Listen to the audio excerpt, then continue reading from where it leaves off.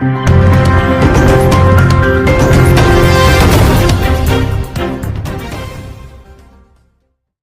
मामला हमारा, हम 15 दिन पहले भी आए थे अपने इस समस्या को लेकर, और यही नहीं हम एसडीएम के यहाँ, तहसीलदार के यहाँ और नाले को लेकर हम इस समस्या को लेकर खड़े। लेकिन कुछ लोग हैं जो इसमें नाले को पूरा नहीं होने देते। ये जो हमारे मतलब और विपक्ष लोग हैं जो वे इस नाले को पूरा नहीं होने देते। जैसे संजीव है, एक प्रवीण है और मोहित है और इसमें महेंद्र है, वो मतलब 5-4 लोग हैं जो इस नाले को पूरा नहीं हो देते, क्योंकि वो नाला उनके बाहर से निकलता है। मेन क्या है कि हम इसको अपने घर से बाहर के सामने से निकलने नहीं देने के। तो इस समस्या को लेकर हम सारी जगह जा चुके। आज हम यहाँ डीएम ऑफिस पर आए, इसलिए आए कि हमें कोई भी इसमें यहाँ से हमें आश्वासन 2-3 बार आ चुके, लेकिन यही आश्वासन मिला है कि हो जाएगा तुम्हारा काम।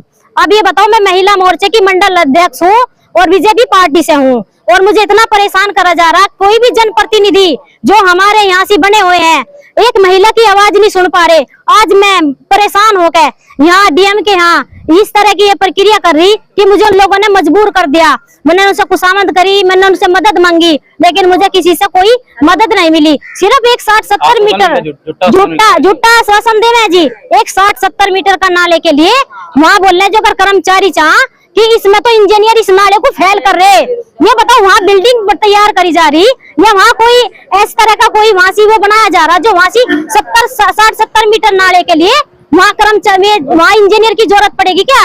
एक इसकी थाने वगैरह जी सब उन्हीं, जो प्रशासन शासन सब उन्हीं की सुन रहा जी। जितने भी एसडीएम के यहाँ भी थी, थाने में जहाँ भी थी, एसडीएम के यहाँ भी थी, सारी जगह जी हमने ये आज जिलाधिकारी कार्यालय पे पहुँचे, ये भी आश्वासन ये दे देते हैं कि हो जाएगा तुम्हारा, लेकिन उसमें कोई जांच ही चल रही, काम कोई नहीं होता जी। और इसमें क्या एक प्रकरण क्या ले रखा है इस विरोधियों ने, एक किसान के पास 12 बिस्से है, 9 बिस्से, ठीक है, 9 बिस्से में मुझे ये बताइए, मुझे जवाब दीजिए शासन प्रशासन जितने भी अधिकारी हैं कि क्या 9 बिस्से में तालाब उचित होगा? तालाब के लिए कम से कम 3 बीघे जमीन चाहिए या 2.5 बीघे चाहिए, जाकि गांव से बाहर है वो, लेकिन वहाँ भी उस नाले को बनने नहीं दे रहे। जब गांव से बाहर तालाब है तो उस किसान को क्यों मारा जा रहा?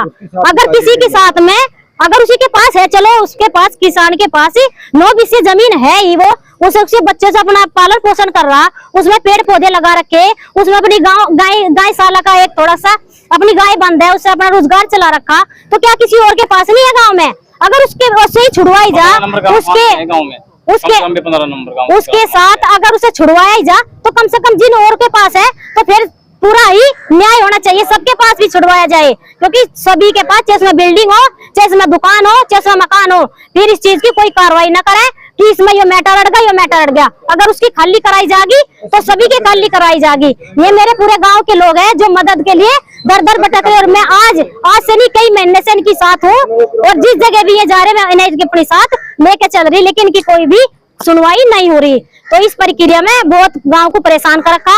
अब लास्ट में आकर वहाँ की महिलाओं ने निर्णय ले लिया कि हम अब जगहों का प्लान करेंगे। ये समस्या यहाँ नहीं, ये सारी जगह सबकी सुनवाई हो रही, लेकिन कोई भी इसमें सुनवाई नहीं है।